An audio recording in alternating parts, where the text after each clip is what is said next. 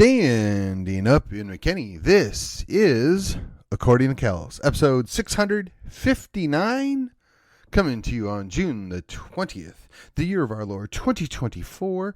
Today we're going to be talking about Blue Dawn, Book 3, also known as Confederacy of Fear. Before we get that, let me take a moment to remind you the best way you can help me continue to grow the show, make a difference, and get our voice out there, right? Independent media, if you will, is like, share, and subscribe. Follow the program. Join me on your social media of choice. I have a page and a group at Facebook. I'm a pro at Gab, and I still drop in at MeWe. I'm on all the podcatchers that I can think of. Spotify, Apple iTunes, or I guess Apple Podcasts now. The Google Play Store.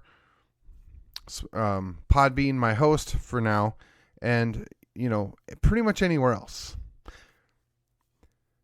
When you follow, when you like, when you share, when you recommend, when you join me on the social media, when you rate or review, it all helps us overcome the algorithm. That's all I'm saying. With that, here we go, on with the program. Yes, so Confederacy of Fear is book 3 of the Blue Dawn series.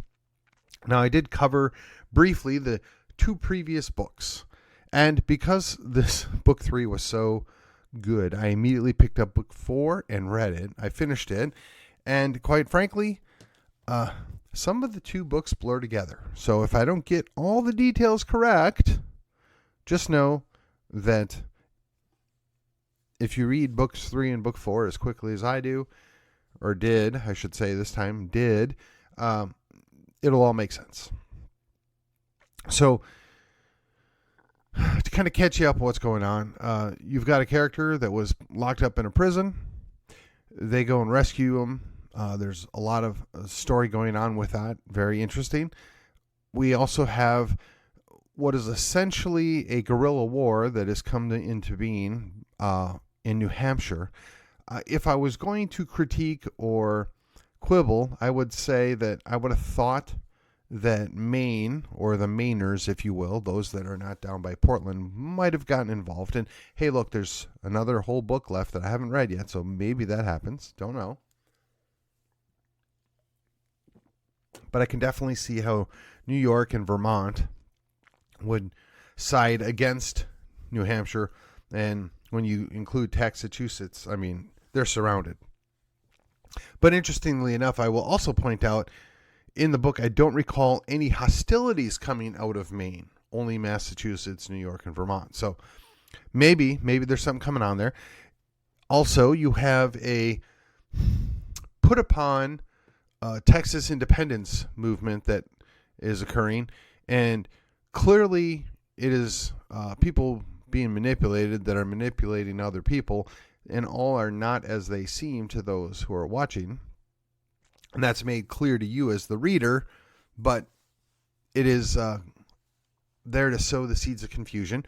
There is the resolution of a siege of Atlanta.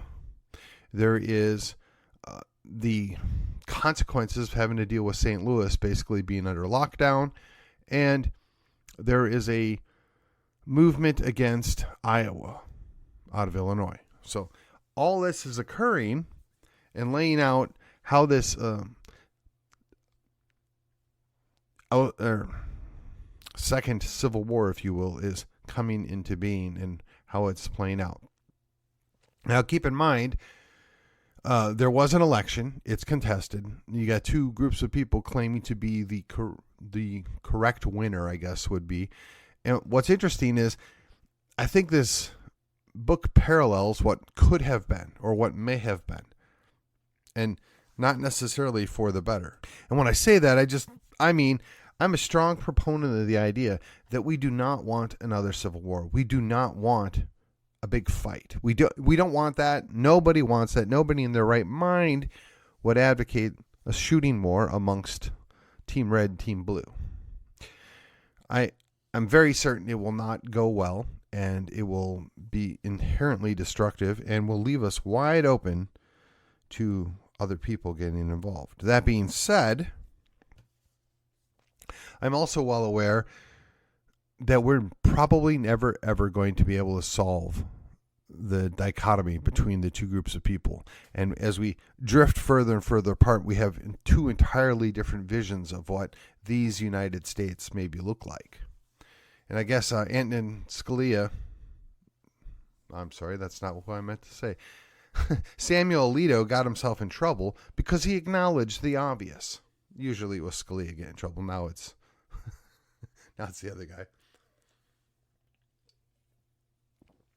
So Samuel Alito got himself into some trouble because he acknowledged what we've always known. There's a cultural divide here, and there's not going to be a workable solution where one side just wins. It's never going to work. Now, consequently, I've heard Brian McClanahan comment that actually we don't need to solve this. There is a solution. There is a possibility to work this out. It's called federalism. And if you want to be a crazy leftist, progressive socialist, California, New York, Illinois, well, these are your homes. Go there. Make the most of it. If you don't want to be a leftist, if you don't want to be a leftist, socialist, progressive, then go to any of the other 30 some odd states that aren't run by leftist, progressive socialists. We can divvy this up, and basically it would come down to we trade together and we defend each other if somebody would try to invade, but otherwise we go about our own business. We do our own thing.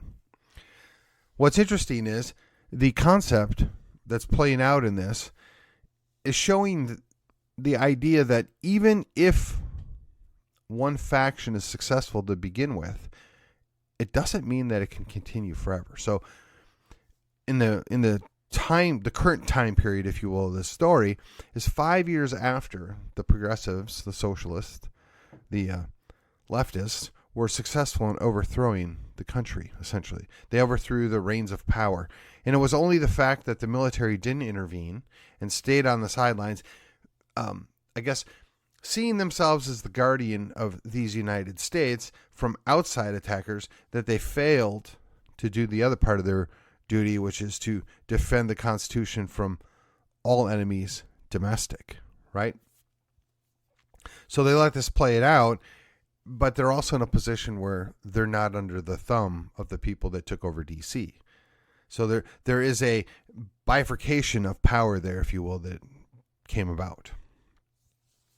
Now, the character that was a junior congressman and soon found herself in the ruling council and basically runs the secret police as well as the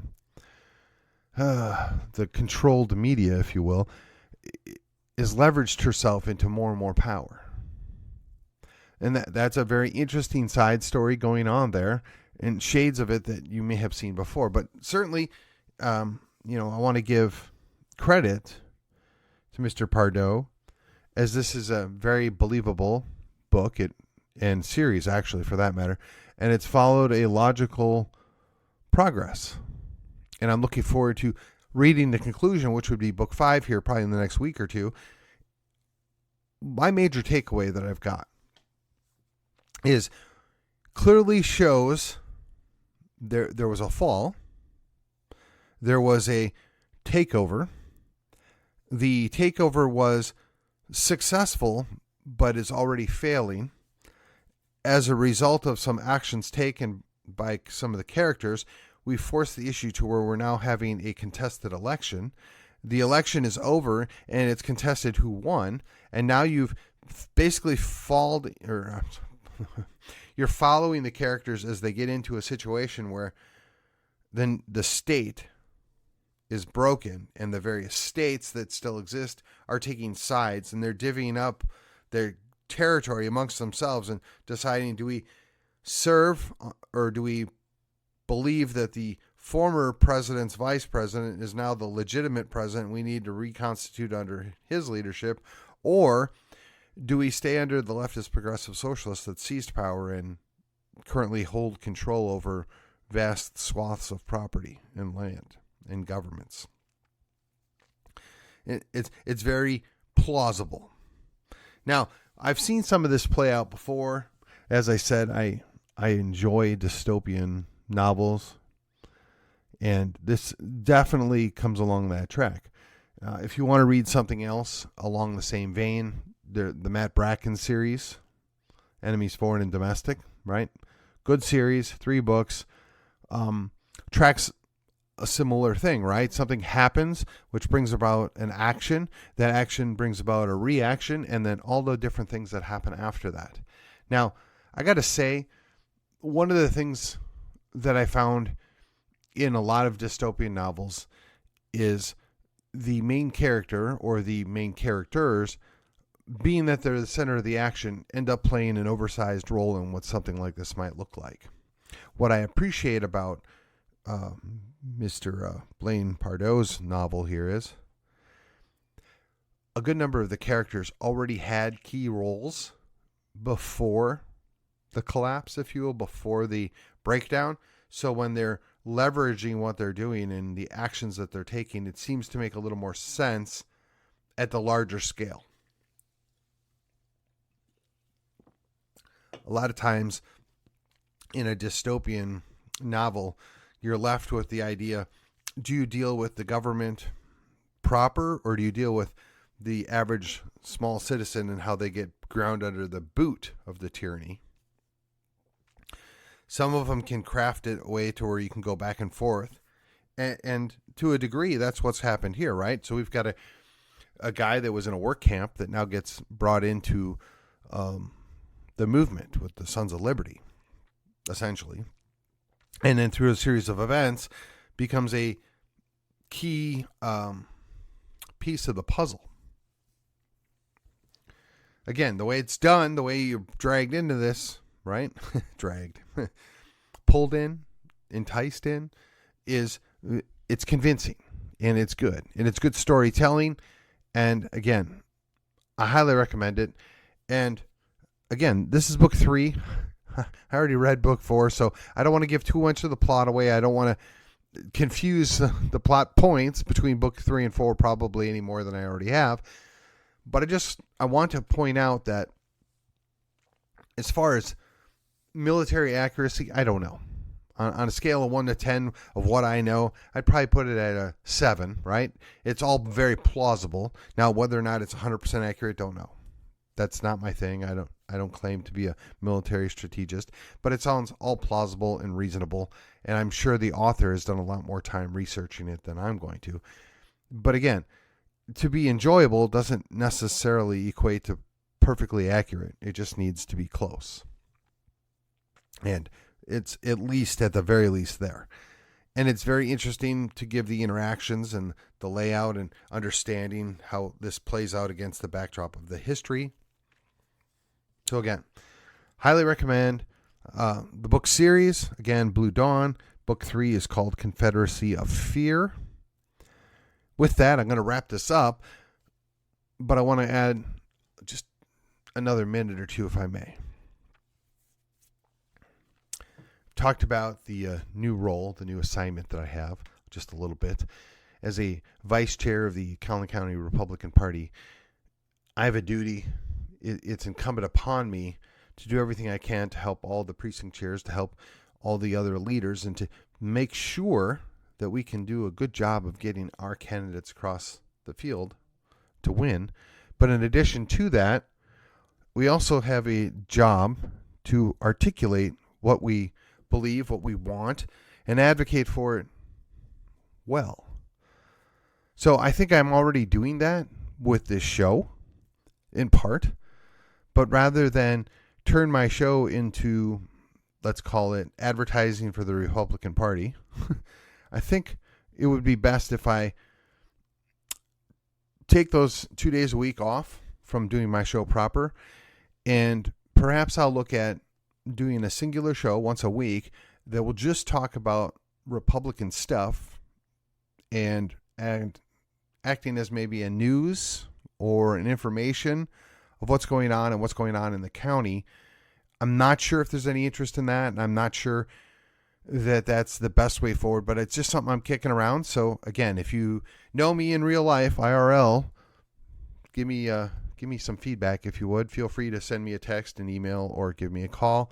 In either case, we all do what we can to make sure the good guys win. And with that, this has been According to Callus, and I will see you on the other side.